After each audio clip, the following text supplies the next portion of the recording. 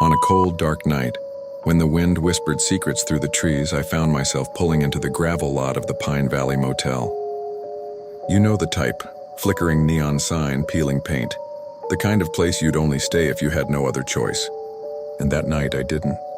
The elderly clerk at the front desk barely looked up as he handed me the key to room 8. But just as I turned to leave, his bony fingers caught my sleeve.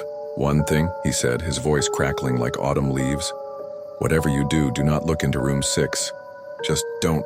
I laughed it off, of course. What kind of warning was that? But as I settled into my room for the night, those words kept echoing in my mind. The motel was quiet, too quiet, until the clock struck midnight. That's when I heard it.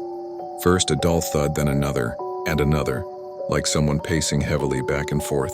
Then came the scratching, long, slow scrapes against the wall that made my skin crawl, all coming from room 6.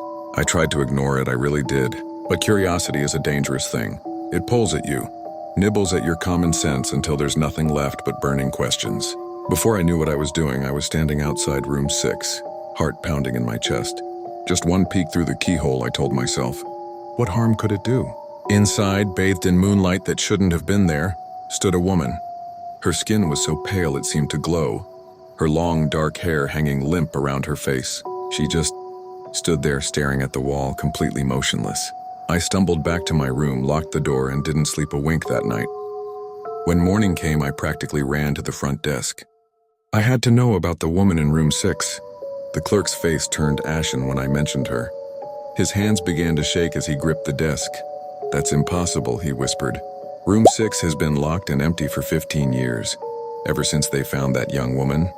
His voice trailed off. "Found what woman?" I pressed, though part of me didn't want to know. He looked at me with haunted eyes. "The woman who was murdered there. They say she still stands in that room, forever staring at the wall where her killer—" He couldn't finish. I never did return to that motel.